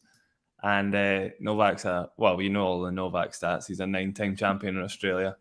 He's not lost in the quarters since like 2014 here. Obviously, he's on a 38-match winning streak in Australia. It doesn't look amazing for him. And head-to-head wise as well, he's 2-0 down on hard courts against Djokovic. So really all the stats possible do not bode well for him. Yeah, well, maybe at the very least he could make it very difficult for Djokovic.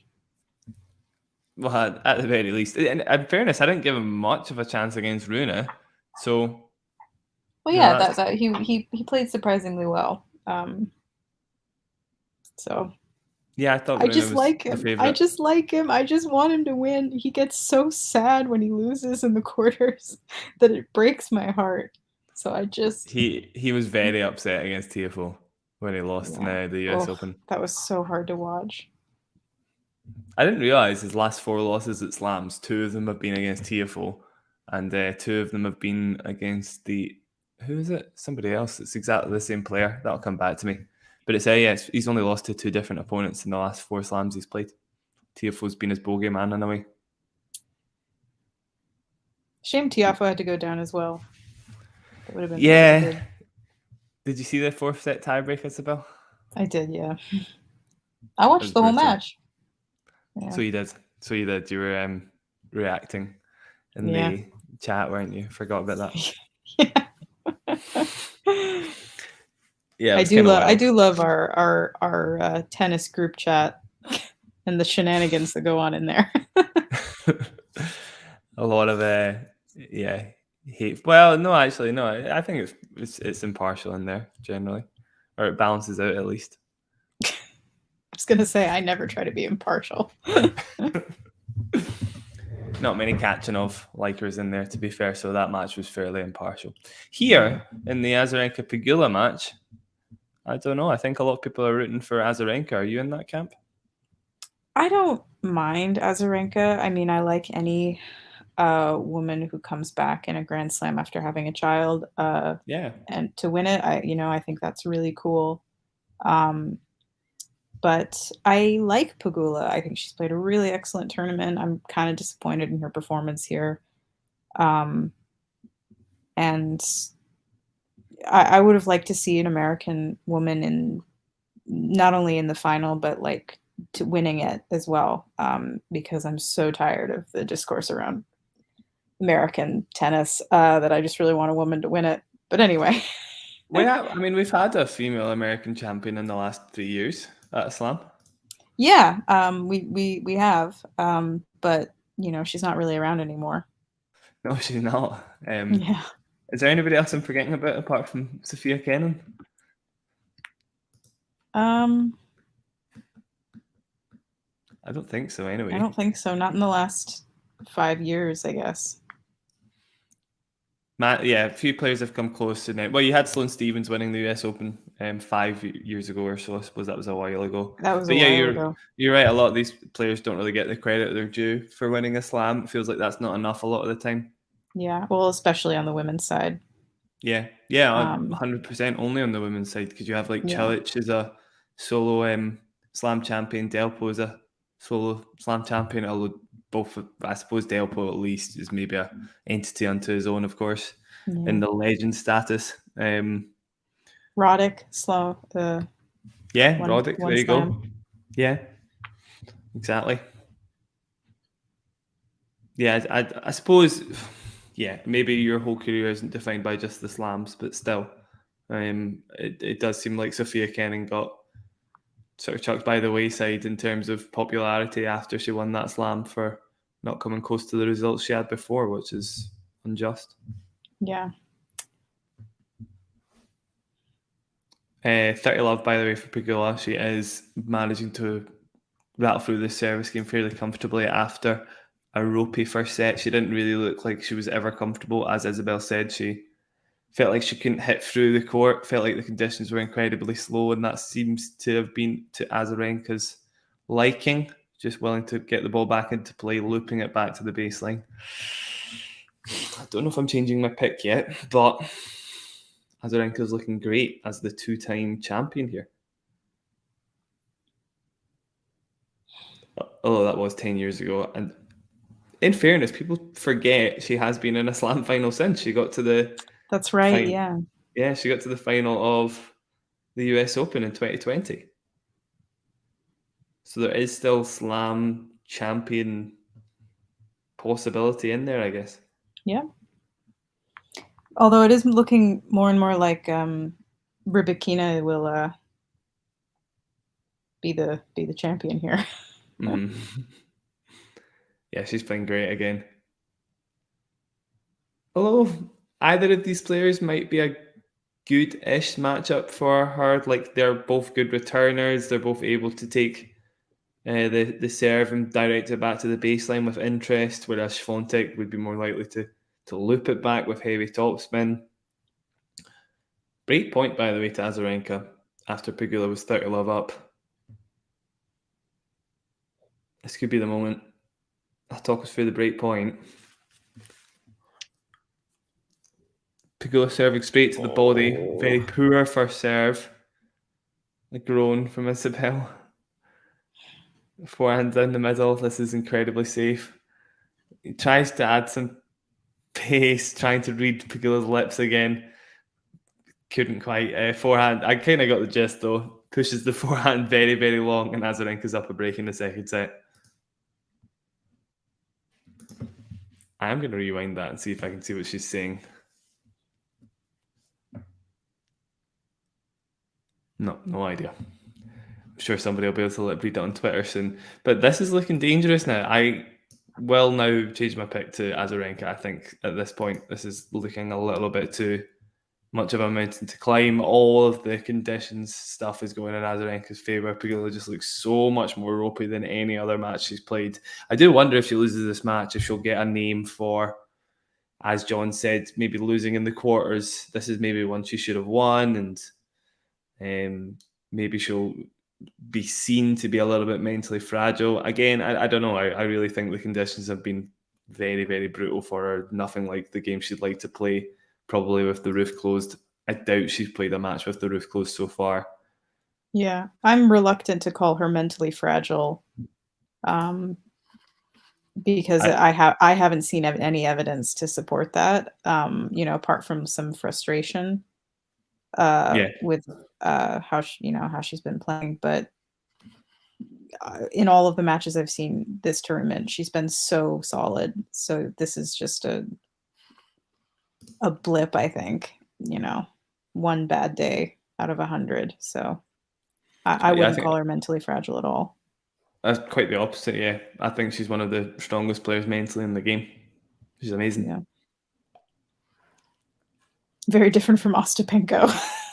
I don't know how to describe Ostapenko's mental game. Wavering. I kind of wish I had been able to see that match. Can you imagine going out for a drink with Ostapenko? All sorts of funny things will go on, I'm sure. There'll probably be disputes at the bar over, prices of drinks, and I'm sure whatever drink was delivered to her, she would have ordered something else. When finally the caipirinha that she has ordered does arrive, there won't be enough ice in it or whatever. It'll certainly be entertaining, but you need to be pretty patient, I'd have thought. 100%, yeah. I'd go for a drink with Ostapenko though. Oh, I'd go for a drink, but I'd go there. I need to be sort of ready, Yeah, you'd have to prepare yourself for sure. Is there a player on either side that you would want to go on a drink with if you're given the choice? Yeah, I'm sure there is. I'd have to have a little look. I thought you would just say Andy Murray, Jack. Yeah, I suppose Andy's the obvious choice. That's true. But I think Andy doesn't drink, right? He doesn't, but he'll go for a soda and lime or something. I'll have a beer. Yeah. I'm looking through. I think I could go for a drink with Andy without having to make a wish at some point in my career. So I'll hold on to that and go for somebody else. I'll go for. Come back to me. Actually, I'll figure that out in a second. I'll look at the ladies as well. Ostapenko would be good fun. Yeah, I think Azarenka would be fun. I think I'd probably go for golf. Golf seems like she's a lot of fun. Yeah, that's what I was thinking. I'd go for a coffee with golf. Yeah, coffee. Why? Because she's only 20 years old. Can't drink in the US. I mean, different vibe. Not because of the age, no. That is a good point, though. You forget that. I think she's only 19, actually, Isabel. Oh, wow, okay. Or is she still only 18? I think. I don't even know. I have no idea. They're all younger than me. That's all I know. She's still 18, yeah. Bianca Andreescu, I think should be fun. Yes, yeah. Love a Mississauga girl. I'll walk out. For all the Canadians out there. Save one break point. Who else? I think Berrettini's all right. Yeah. I'm sure Isabel would choose Berrettini as well. Only if it was more than just an offer of a drink. Yeah, that's the thing with this game. You see, when you say Ostapenko, people are thinking, "Whoa, okay, that's a bit left field." I mean, I'm trying to negate that other side, So I just think that she'd be a laugh. Yeah, in which case I'd choose Kontaveit probably. Did Pegula break? She She just didn't. did. No, Yeah. no. Oh, I'm a bit behind again. I'm seeing 30-40 at the moment. Oh, sorry. Oh, you're behind me. You're even behind me, Jack. Boy, oh boy. Mine is not live actually. Yeah, there we go. She did break. A break Yeah. back. Okay. I did change my pick to Azarenka. I'll stick with it. It does look like tactically all the balls are in her court. Pardon the pun.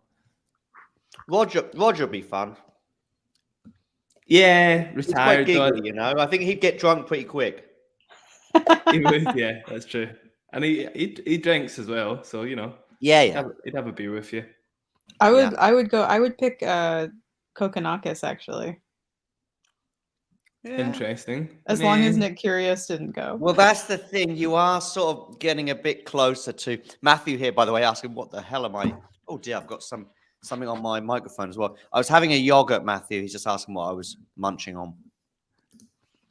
Matthew's saying how much slower are the conditions? Surely we're talking about a fraction of a second difference in ground stroke speed, probably, but relatively that's massive. You know, if the ball's not traveling through the court by a split second, then that's the difference between playing 2 or 3 shots compared to 1 or 2 shots, and that can make a huge difference if you're Pegula, who has to hit a risky flat shot more than once rather than having to. She doesn't want to be in long rallies, basically, which is what the conditions will do. I don't know if Jethro is talking about long rallies or not, but I suspect he's not, and I think he's going for the drink thing. And I don't know, again, what the lens is we're looking at here in terms of going out for a drink with Heather Watson. But yes. Anyway, what's going on? Oh, okay, back on serve. Yes, Heather Watson is yes, very nice, very nice. I did get to compare her match before, John. Ah, okay. Yeah. That was at where was that? It was in Glasgow. Uh-huh. It was an ITF event in Glasgow. She did lose in the final after being 5-1 up in the second set. Oh, dearie me. Did she have a great run at Wimbledon last year? Who was it who had really good? Which British woman had a really good run at Katie Wimbledon? Bolter or No, I think it was Heather Watson. Would she get the third or round? Harriet? Bolter beat Pliskova, so she did pretty well. 2022, I'm thinking of, or might be in 2021. Let me have a Who's look. the other British woman? Harriet something? Harriet Dart. Harriet Dart. Yeah, Watson got Third to the round, I fourth think. round. Fourth round. There you You're go. right. Yeah. She played Naimer in the fourth round. So I just looking at the chat. Yeah, exactly. Yeah. Who did she lose to in the fourth round? Sorry. Niemer, the German. Yeah. Who went out to Tatia Maria, then Maria went out to Jabeur, and then Jabeur lost to. It's kind of the opposite of Pegula, basically, in that Pegula loses to the eventual winner, whereas that's a domino effect where everyone you lose to ends up losing in the next round. Yeah, it's interesting. Sorry. I was just going to say if I'll go as well first. Yeah. Just another net cord problem for Pegula. Now it's 30-all. Yeah. Sorry, Jack. Go on. I was just going to say Pegula was 1 match away from potentially losing to the eventual winner in Wimbledon as well. I think she lost to somebody in the third round she shouldn't have lost to, and she would have went on to play Rybakina in the fourth round. There you go. Well, maybe Rybakina, by the way, or Rybakina, I'm really not sure how to say it, might be a sort of a constant threat now. I mean, it is 2 out of 3 slams where she's gone extremely deep. She's got the mental edge over a lot of players. Swiatek certainly went into that match a little nervous, which made a big difference in the end. But yeah, week in, week out, she doesn't have the mental edge over other players who maybe feel like they can swing a bit more freely, and she does tend to lose more matches than you'd expect her to. So it's, we'll see exactly where she establishes herself on the tour, but she's not going to be a dominant force like Swiatek, I would expect. Regarding the crowd, it looked about 80%. I saw a few seats vacant, Matthew, but somewhere around about 80, 90% full. So, yeah. Is Claire Stanley still out there? Do we know? I think she's still in Australia. I don't think she's going to any of the matches now that Andy's out. Oh, okay. I think she was at the RBA match the other day. I think somebody said she was. She was. I haven't Yeah, heard from her. Okay. she definitely was. Pegula, by the way, was at 40-30, but now she's back to deuce after a forehand winner from Azarenka. Listen, of course, she's now back on serve, so the narrative has changed a little bit. But I was starting to drift towards the notion, along with Iga, that perhaps Iga and Jessica have had it a bit too easy so far. I'm not saying that's not because they've been amazing, but arguably the match that Iga had with Books, if that had been Andreescu, for example, maybe it would have helped her. I mean, I don't know how much substance you take in that notion, Jack, that it's useful to be pushed a bit en route rather than just swatting people aside and then suddenly you crash out. Yeah, no, it might have actually helped a little bit. Yeah, I think she would have had her eye on a faster ball before going into the match with Rybakina. The main reason she lost, though, was the serve, which she can't do anything to attack her opponent with. And somebody who's able to take advantage of her serve in general, it gets exposed. And Rybakina did that over and over again. So until she improves her first serve, she'll lose matches against players that can hit the ball very flat and hard on a hard court. Indeed. Well, she's won matches like that as well, right? So, it's about 50-50, but, any match with Swiatek that's 50-50, that's a massive bonus from the get-go. Juice here, by the way. Nice that you guys are a little bit ahead. Yeah, no, second. I want the second juice anyway. Oh, and she's just dumped a forehand into the net, so it's advantage Azarenka, a chance to eke out that break advantage that she had before. Yeah, that's where I am as well. Pegula's not... I think she's held as many times as she's been broken now. Pretty sure.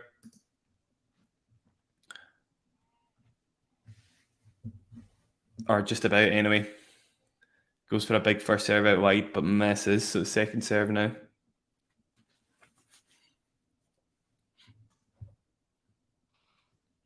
Pegula with a second serve to Azarenka's backhand, rifled cross court. Azarenka goes down the line with her backhand, taking control of the rally now as Azarenka goes forehand inside out. Pegula tries to slice it, but gets unstuck, and it's now 3-1 to Azarenka. Not such good news for you, Isabel. I'm disappointed. I have no horse in this race at all, so I don't really mind how it pans out. I think how old is Pegula now, more or less? Pegula's 28, I want to say. Is she 28? Yeah, she's 28. Yeah, that does sound about right. Yeah, I mean, just the older certain players go, and the longer they go without a slam, sometimes I start to err towards them. And Azarenka's obviously won a couple of majors, so yeah, maybe I should be more sympathetic to Pegula, but ultimately I don't really mind.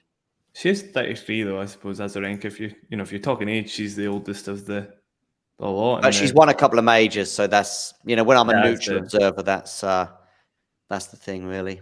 Yeah, it's the biggest factor. That's fair. I think there's 1, 2, 3. I can see 4 players older than her in the top 100. Older than Azarenka or older than... Okay. Older than Azarenka, yeah. Good drop shot there from Pegula. Kaya Kanepi, of course. Didn't realise that. Kaya Kanepi's 37. Where's she in the top 100? 29. Yeah. So right up there.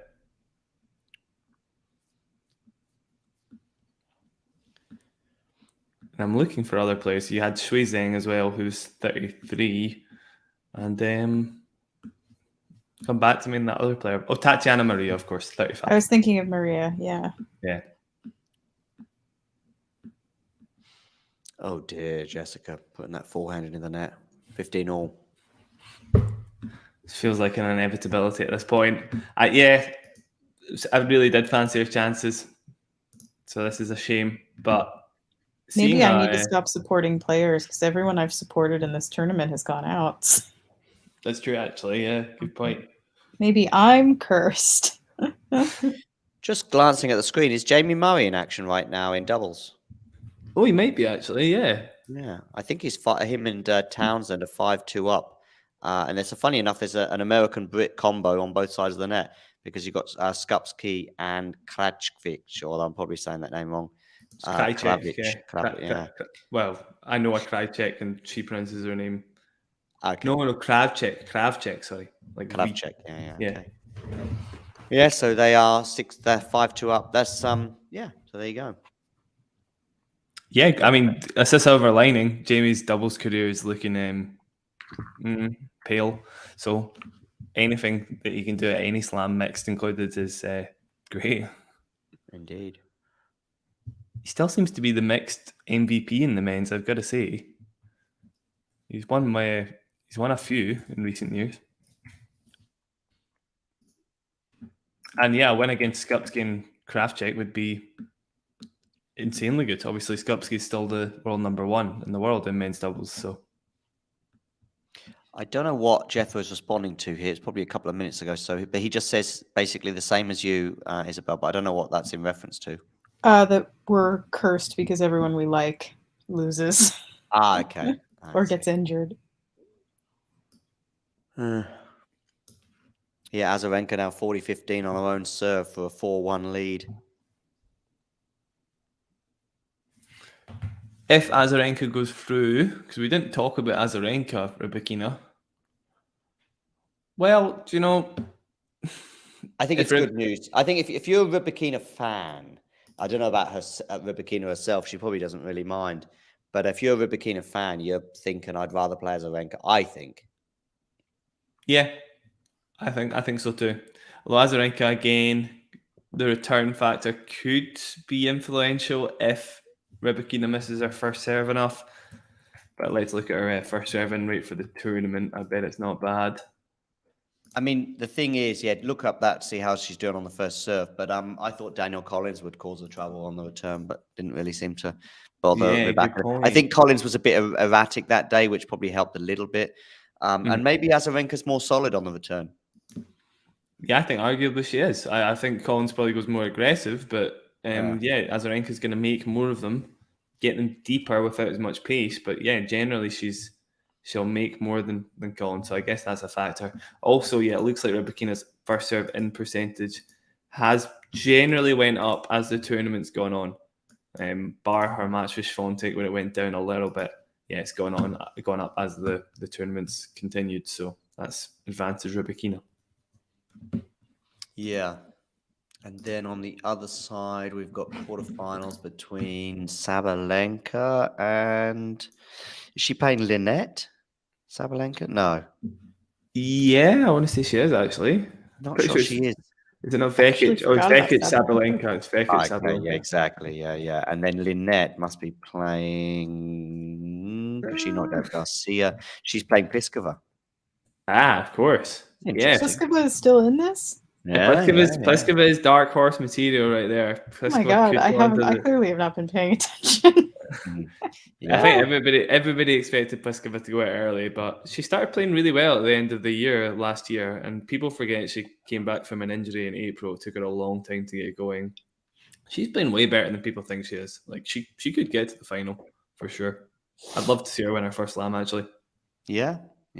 For once, actually, I think Rybakina is the person I least want to win. I was completely different last year, but yeah, now that you want Vika to win another slam, why not? If she does get through this, Pliskova win her first slam, absolutely. Sabalenka win her first slam, absolutely. Vekic comeback story. Lynette, Vekic, that's been a surprising one. Yeah, Vekic is. Vance was big on Vekic, by the way, going into this tournament. I think Vance called it. He called her going to the quarters. There's always somebody who just nails it. Yeah. You were that at Wimbledon, Jack. I was. I'm definitely the complete opposite here, though. Well, I think I've nailed it with Novak. I mean, I predicted him to win the tournament, and he's still in. That's a pretty safe bet. Yeah. I don't know. He's only won it 9 times. Yeah, well, I mean, 10 times, then we can talk. Yeah, exactly. La Decima. What's La Decima in Serbian? Decent return there from Azarenka. She's loved 30 on the Pegula serve here, actually, which is notable as they exchange forehands down the middle of the court. Now, though, she's in a bit of bother and she's gone long, yes. So it's 15-30. Danger time there. That was, I guess, I don't like the term virtual match point, but I'll use it there. Probably was a virtual match point, right? Yeah, she goes to love 40, yeah. Desetti is La Decima in Serbian. There you go. Oh, she looks so disappointed. That. What's happened? Sorry, Isabel. Oh, she dumped a forehand into the net for a 15-40 lead, and she just Pegula just looks. It's just like, what the? Yeah, I feel so badly for her. Yeah, it's the 5-9 shot rally in particular where she's really losing out. It's nip and tuck under 5 and it's nip and tuck over 9, but it's the 5-9 shot rally where she's losing out big style, 15-33 to Azarenka. 15-40 anyway, right now, 1-4 down, staring down the barrel, you might say. Goes down the tee, doesn't get it in. I thought it landed in for a second. Anyway, 1-4, 15-40, second serve. Will Azarenka gobble this up for breakfast just like I did my yogurt? Let's see. She's got the... Yes. Is that a double fault? No, sorry. Yes. You're Go on. a bit behind again, John. I've just seen it. Pegula pushed another forehand long for the umpteenth time, and it's 5-1. 5-1, serving for the match now. Victoria Azárenka, the two-time Australian Open winner, obviously 2012 and 2013. I say obviously, I might not have necessarily known those exact years, but I just saw them on the screen. I was so hoping that this match would be more competitive. I thought it would be. I thought it would be close. I thought Pegula might win it in a couple of tight sets with a tiebreaker or maybe even win it in 3. I certainly didn't expect Azarenka to be serving for it in the second set, 5-1 ahead. Yeah, it's definitely been a conditions thing. I think if the roof had been open, we would have at least seen it being closer. I would assume it's something to do with that, given how much Pegula's been complaining about the slowness of the courts. Also, I bet Azarenka's not had particularly many winners from the baseline. I will just look that up, although it will give me the total winner count, which isn't barely indicative of baseline winners, if that makes sense. You know, you've got drive volley winners. I will just look it up, though. It looks like she's been very steady, but not particularly aggressive. Hit that like button, ladies and gentlemen, and don't forget to subscribe if you are new. There may not be long left either, so if you are inclined to give us a super chat to support the channel, please do so. Hit that $sign and anything. We know we accept $100 bills, that is for sure, but no change given. We're also fine. We're also fine with a quarter. I'm not sure YouTube are okay with a quarter because I don't think they take that denomination, but they certainly take $1 and above. Listen, 15 all, 5-1 Azarenka here serving. Great serve. Great serve from Azarenka. Big moment too. 30-15. Could be the first error she's forced with a serve. Indeed. In fact, it is. Just looking at the stats there, yeah, it's the first error she's forced with a serve. Oh no, that's a total lie. Never mind. Completely ignore that. Looked at the stats totally wrong. Not like me. Second serve here, Azarenka. 30-15, she leads. Is it going to be 30 all, or are we going to have a couple of match points? I've got the match point over here. Sorry to... Yeah, no, I thought that might have been the case from your action. We have 2 match points because Pegula puts the backhand return super long. I'm sure in her press conference she will be mentioning the conditions and how she felt out there in terms of the ball, etc., and the slow speed that Jack touched upon earlier. And if she doesn't mention it, then journalists are not prodding her enough, in my opinion. But I think she may well just mention it anyway. Someone might ask her about, when's our next tournament? And she'll probably be going, hang on a second, let's talk about the slowness of the balls today. Okay, Azarenka, second serve, 40-15.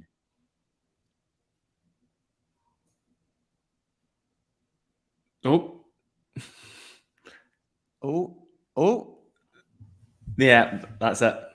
Yep, indeed it is. She goes for the passing shot, and Pegula gets a racket on it, but it ends up going out. 6-4, 6-1. I completely agree with both of you. I don't think we've got any major issues in terms of Pegula and her mental strength, but the quarterfinal run does continue, Jack.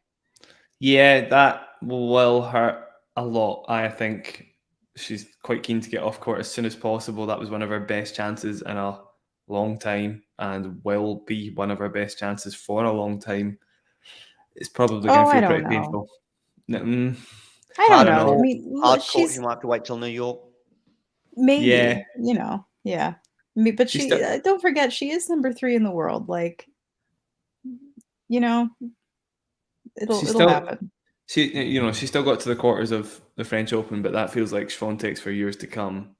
And genuinely, and Wimbledon, yeah, she should be quite good at Wimbledon as well, to be honest. She's got the game for that too. She didn't do particularly well there last year. I guess she will have a chance this year. It just feels like the draw opened up a little bit for her. She was the highest ranked player left in the draw. She's always going to be more comfortable in hard court. She's playing the best tennis of her career. Yeah, this will be pretty stingy. I think it'll hurt maybe more in terms of her form beating Swiatek. That win against Swiatek, I think, sort of changed the dynamic as to how we were viewing this tournament. I'm sure that influenced you, Jack, in predicting her to win it. Yeah, it absolutely did. It was a really, really good win. It wasn't just about the Swiatek win, but more about, if you looked at Pegula in isolation, her level was insane. It wasn't a fluke that it was 6-2, 6-2. Yeah. But yeah, the courts were faster there. It makes a big difference. I didn't expect it was going to be as slow as this going into the tournament. I still fancied Pegula's chances from how she was playing, how she was getting through, particularly Krejcikova as well. But I suppose Azarenka maybe proved just to be a little too consistent for her in the end, which I didn't expect to be a mitigating factor.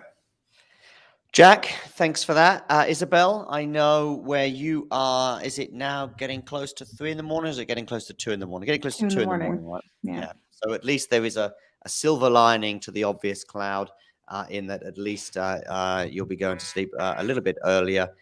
Any final comments from you on today's match? I'm a little disappointed with the quality, but Azarenka, I have no issue with her. So if she makes it to the final, I'll be pleased.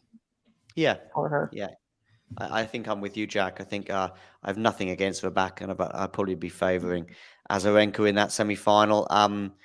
When watching it, at least in terms of support, but I think Rebecca may well be the favourite for that one. I think that's fair. Yeah, she's the way she played against Swiatek and has done so throughout the tournament. I didn't see the Ostapenko match, but I've seen enough. Rybakina's playing with loads of confidence, serving incredibly well. What happened to her in New York, by the way? That must have been I don't remember. I know she went out in the first round. Rybakina. Yeah, I think she did go out in the first round, at least early doors, right? Early, yeah.